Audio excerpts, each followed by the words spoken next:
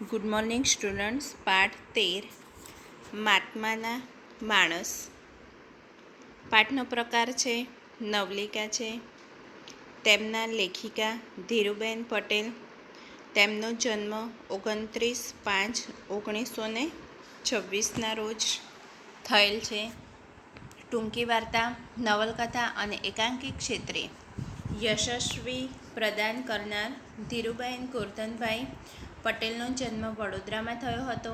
અધૂરો કોલ, એક લહર, વિશ્રમ કથા અને જાવલ એ તેમના ટૂંકી વાર્તાના સંગ્રહો છે.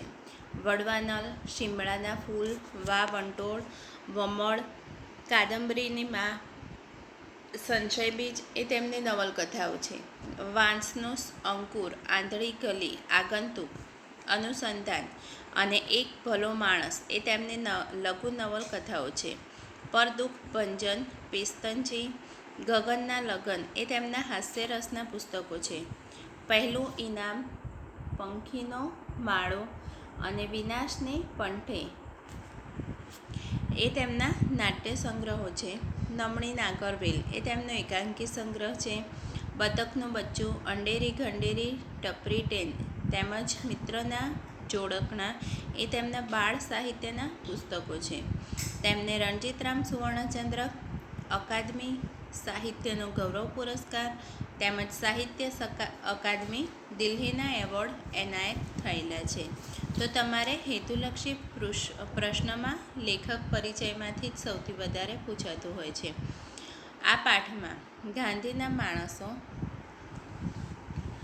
સત્યાગ્રહીઓ જેલમાં જતા બાહ્યાંતર રીતે કેવા રૂપાંતર પામે છે તેનો ઉત્તમ નમૂનો નવલિકા નાયક મણિભાઈ છે. તો જેલમાં જઈને આવ્યા પછી જે કેવું પોતાનામાં રૂપાંતર પામે છે તેની વાત આ પાઠમાં કરવામાં આવી છે. મણિભાઈ એ આ પાઠનું મુખ્ય પાત્ર છે. મહાત્મા એટલે ગાંધીજી મહાત્માને માણસ હતા. ઓછા અધૂરા અભ્યાસે જેલવાસીઓની સાચી શીખ સંગતે ખુદને પણ શંકા જાગે તેટલું પરિવર્તન મણિભાઈમાં થયું છે. અડબોથનો જવાબ અહિંસાથી આપવાની વાત તેમના ગળે ઝટ ઉતરતી નથી, કિંતુ જેલમાંથી છૂટીને ઘરે જતા પતિવ્રતા પત્ની હીરાને ખાદી વેશે જોતા જ્યાં તમે ત્યાં હું સાંભળતા જ તે આબો બની જાય છે. આબો એટલે ચોંકી જાય છે. નાયકની ગાંધીનિષ્ઠા અને નાયકની પતિનિષ્ઠાના દ્વૈતમાંથી રચાતો એકનિષ્ઠ અદ્વૈત ભાવ એ આ વાર્તાનો મુખ્ય હેતુ છે.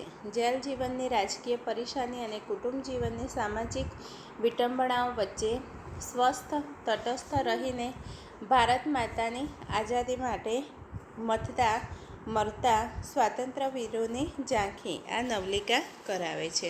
તો આપણે પાઠની શરૂઆત કરીએ તો માફી માંગીને નથી છૂટ્યો કંઈ, સરકારે જક મારીને છોડ્યું છે.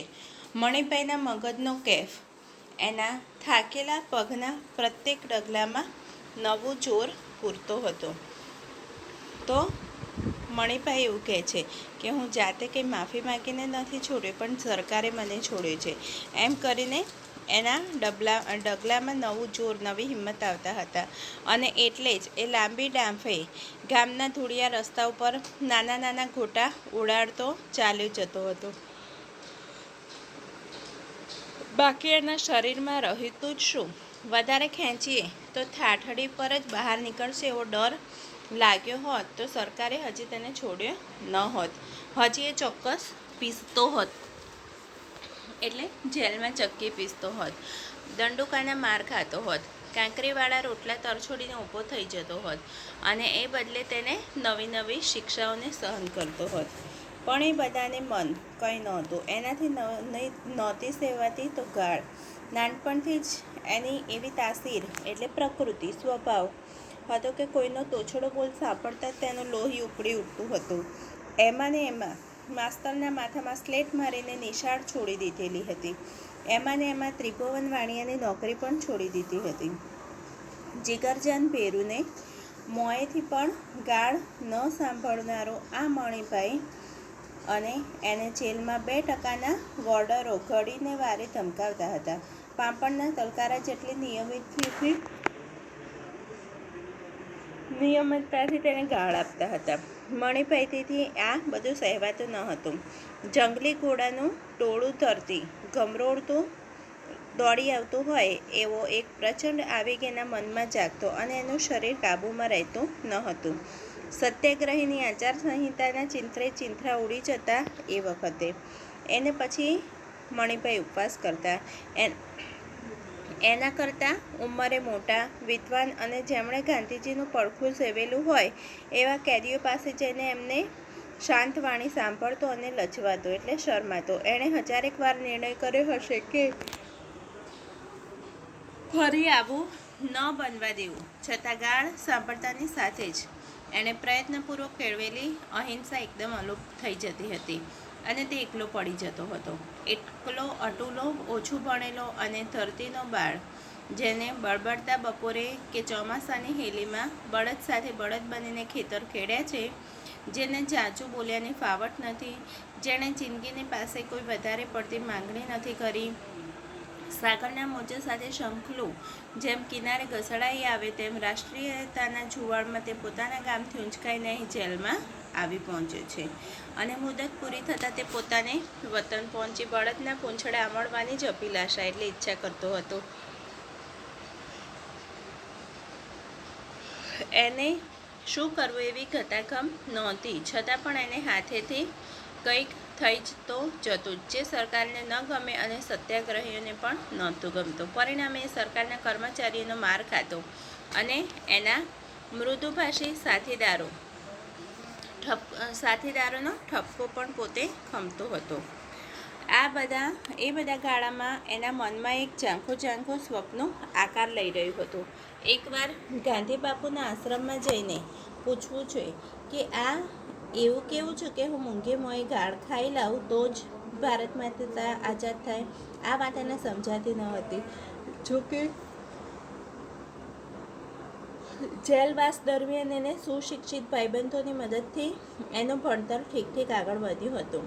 અનેક અજાણી ચોપડીઓમાં પાનામાંથી અજવાળું પથરાતું હતું અને એના મગજના નવા વિસ્તારો શોધી કાઢતું હતું. મણિભાઈને બીક લાગતી હતી કે પોતે કંઈક બદલાઈ રહ્યો છે, અજાણ્યો થતો જાય છે. આ નવો મણિભાઈ શું કરે છે કે શું નહીં તે કંઈ કહેવાય નહીં. તો એ બધું ઘડીક ગમતું ને ઘડીક ન ગમતું, આવું બધું બને જતું હતું ને હવે એ પૂરું થઈ ગયું હતું ને છૂટી ગયો હતો. એના પગ ગામ તરફ વળ્યા એટલે જેલમાંથી છૂટીને પોતાના વતન તરફ જાય છે. મણિભાઈ તો મણિભાઈ જ હતો, કંઈ આઇન્સ્ટાઈન ન હતો, છતાં એણે એની મેળે જાતે સાપેક્ષતાનો સિદ્ધાંત શોધી કાઢ્યો હતો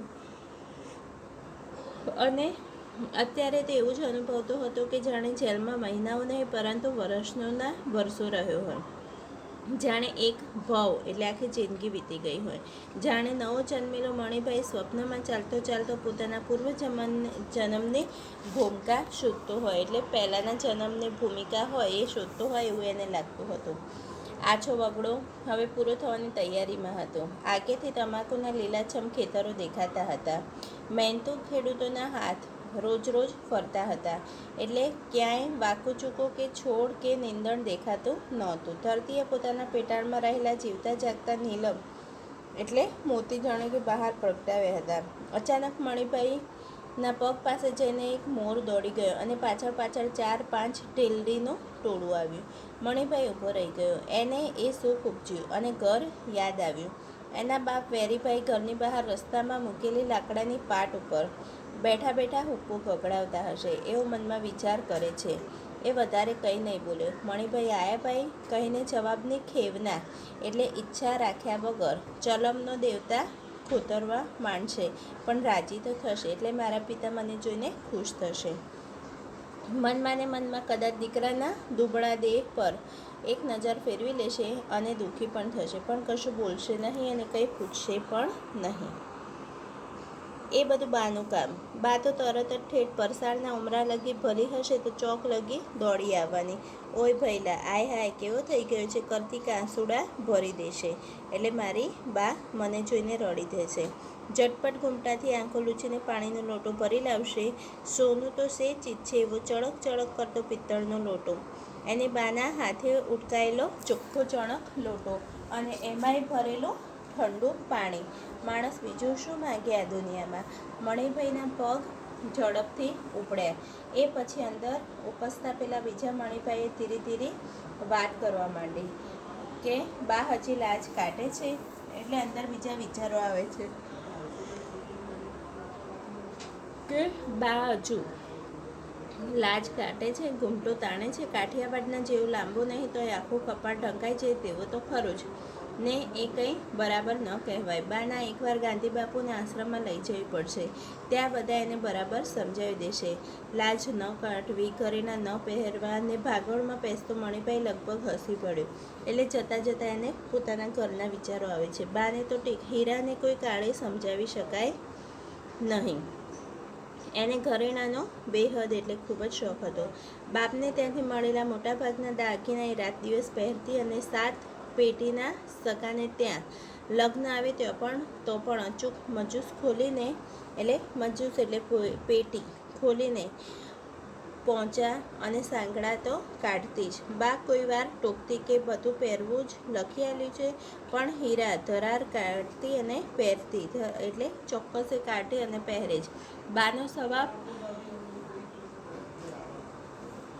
બાનો સામો જવાબ ન વાળતી, પણ દેરાણીના મોંએ બબડતી કે બાપે આલ્યું છે તે પહેરવા કે પટારામાં મૂકી રાખવા માટે. હીરાનો ખોળો ભરવાનો થયો ત્યારે રોકડ રકમ આપવાની વાત થયેલી તેણે તત્કાળ નકારી કાઢી અને સિંધિયાશાહી કડા કરાવ્યા હતા અને લીધા ત્યારે જ તે જંપી. છોકરો હવે મોટો થયો હશે. પોતે જેલમાં ગયો ત્યારે જરા ચાલતા શીખ્યો હતો. રાવજીના જન્મ પછી પોતે પેલા ભાષણમાં ગયો એ સારું થયું, નહીંતર કોને ખબર ગાંધીજીની ઘણી વાતોમાં આવી જતી હતી બ્રહ્મચર્યની. જોકે મણિભાઈને એ પેલી અહિંસા કરતાં વધારે આકરું નહોતું લાગતું. હશે હવે આમ ને આમ. ઘર જેમ નજીક આવતું હતું તેમ જેલ, સિપાહીઓ, લાઠી અને કાંકરીવાળા રોટલા દૂર જતા ગયા. નજર આગળ પોતાનું હૂંફાળું સીધું સાદું ઘર તરવરવા લાગ્યું. મા બાપના કરચલીવાળા ચહેરાના દર્શન ને સગાવાલાના હેતાળ આવકારવા માટે મન તરસવા લાગ્યું. સાથીદારોએ તો કહ્યું હતું કે તરત પાછા આવી જજો મણિભાઈ, પણ એનું મન અંદરથી ઢીલું પડ્યું હતું અને ઘરમાં રહેવું હતું. એને હીરાને મળવું હતું. બા આછાવાના કરે એટલે એને લાડ કરે તે એને માણવું હતું. ગામના માણસોએ તો મીટિંગ ભરશે, કાં તો મને હાર પહેરાવશે, કદાચ નિશાળના માસ્તરને બોલાવી લાવશે ભાષણ કરવા, પોતે કંઈક જવાબ વાળવો પાડશે એટલે આપવો પડશે, અને છેલ્લે ભારત માતા કી જય, મહાત્મા ગાંધીજી કી જય એમ પણ બોલવું પડશે. માળું આ હિન્દુને એક નવું જ હતું, પણ કંઈ નહીં, શીખી લેવાય એ તો, એટલે કે આવડી જશે, શીખી લઈશું. આ ગુજરાતી બરાબર ન આવડ્યું, એમને એમ હિન્દી. બાપુ કહેતા હશે કે એ બરાબર જ હશે ને, એ ઓછા કંઈ ખોટું કહે, એટલે ગાંધીજી ઉપર એને પૂરો વિશ્વાસ હતો. આવા વિચારોમાં રસળતો અને ઝડપભેર પગલાં ઉપાડતો મણિભાઈ પોતાના મહલ્લામાં આવી પહોંચ્યો ત્યારે ચાટ આગળ પડ્યા હાંફતા 2-4 કૂતરામાંથી એકે આંખ ઉગાડીને એની સામે જોયું અને પહેલાંએ બસીને એની પૂંછડી હલાવીને તેનું સ્વાગત કર્યું. સાધારણ રીતે કૂતરાને હળે કહીને આગા કાઢતા મણિભાઈએ આજે કૂતરાને ધકેલી કાઢવાનું મન ન થયું. એણે દૂર નજર માંડી. પાટ પર કોઈ બેઠું ન હતું, તો પોતાના ઘર બાજુ જુએ છે તો બહાર પાટ ઉપર કોઈ બેઠું નહોતું. કેમ આમ? મોટા કંઈ માંદા સાજા તો નહીં હોય ને? મોટા એટલે પોતાના બાપુ કંઈ બીમાર તો નહીં હોય ને? ધકધક થતાં કાળજે મણિભાઈ આગળ વધ્યો. ઘર પાસે પહોંચતામાં તો એને કેટલાય વિચારો આવી ગયા, અને એ વિચારોમાંથી મુક્ત થઈને બાનું અશ્રુભયનું સ્વાગત માણવા જેવો એ ઘર આગળ આવીને ઊભો કે ડેલીનું ભારે ખેલા જડેલું કમાડ કીચુડ કરતું બંધ થઈ ગયું. એટલે એનું બારણું પણ અવાજ કરતું બંધ થઈ ગયું. આ કમાડ ક્યારેય બંધ નહોતા થતા. વર્ષોના વર્ષો લગી બંધ નહોતા થયા. મણિભાઈની સંભારણામાં તો નહીં જ. હંમેશા નાની ચાંપલી જ, એટલે નાનો દરવાજો જ વખાતો હતો. આજે આ કમાડ બંધ એના મનને એક ધક્કો લાગ્યો. એણે પારેસલ સાંકળ ઊંચી કરી અને ખખડાવી. કોઈ બોલ્યું નહીં એટલે એણે ફરી જરા જોરથી ખખડાવી અને સામેના ઘરની ઉપલી મેળી ને બારીઓ ખુલ્લી અને પાછી ધડાધડ એટલે ફટાફટ વસાઈ ગઈ. કંઈક છે. મનમાં વિમાસતા મણિભાઈ મોટેથી બૂમ પાડે છે, બા એ બા, કમાડ ખોલો એટલે બારણા ખોલો, હું આવ્યો છું. અંદર અને બહાર નિઃશબ્દ એટલે કોઈ જ અવાજ નહીં અને શાંતિ જ છવાઈ રહી હતી. મણિભાઈને થયું કે પોતે હજી જેલમાં જ છે. એ એક સ્વપ્ન જોવે છે. અડધી રાતે છાતીભરનો ભયનો અંધાર બનીને છવાઈ જતો હોય એવું દુઃસ્વપ્ન એટલે પોતે ખરાબ સ્વપ્ન જોઈ રહ્યો હોય એવું એને લાગે છે. જરાક પ્રયત્ન કરીને આંખો ખોલી નખાય તો પલકવારમાં બધું મટી જાય. બા દોડતી દોડતી બહાર આવે, હરખઘેલી થઈને પૂછે, ભાઈ આવ્યો ને? એ પણ એક બીજું સ્વપ્ન જ ના હોય? ઓચિંતા પગ દુખવા માંડ્યા. બહુ થાક્યો છે પોતે. બગલ થેલો પાટ ઉપર મૂકીને બેસી પડ્યો ને સાથે ઉપલી ખડકીની બારી ખુલ્લી. ક્રોધભરી ગર્જના સંભળાઈ. ચિયો છે? હું મણિયો. વેરીભાઈનો મણિયો તો ચારનોય માળામાં ગયો એટલે સ્મશાનમાં મરી ગયો. હેડતો મહાત્માવાળી ના જોઈ હોય તો. એટલે કે છે એ તો મણિયો તો મરી ગયો, ચાલતો થા મહાત્માવાળી એટલે ગાંધીજીનો માણસ ના જોયો હોય તો. અને બારી બંધ થઈ ગઈ. દિશાશૂન્ય બનીને મણિભાઈ એ બારી સામે તાકી રહ્યો. ઘણા વખત લગી તાકી રહ્યો અને અંતે એણે બગલ થેલો પાછો ઊંચક્યો. મણમણના થઈ ગયેલા પગ ઘસડ્યા એટલે પગ પણ ભારે થઈ ગયા, ઉપડતા ન હતા. અને કૂતરાની ચાર ટાકર જરા થંભીને રસ્તામાં ખાવાને લીધેલું ગાંઠિયાનું પડીકું પણ ચાટમાં નાખી દીધું. આભારવશ કૂતરાએ પહેલાં પૂંછડી પટપટાવી, ટોળે વળ્યા પણ ગાંઠિયા સૂંઘીને એ પણ જતા રહ્યા, આગા ખસી ગયા. ઠીક ત્યારે તમે જાઓ. અપાર ખેદથી એટલે ખૂબ જ દુઃખથી મણિભાઈએ પાછું વળીને જોયા વગર બાપ દાદાનો મહોલ્લો કાયમ માટે છોડી દીધો. તો પોતે પોતાના ઘરેથી હવે નીકળી ગયો. એને સમજાતું નહોતું કે શું કરવું. સત્યાગ્રહીએ આવા વખતે ઉપવાસ કરવો જોઈએ.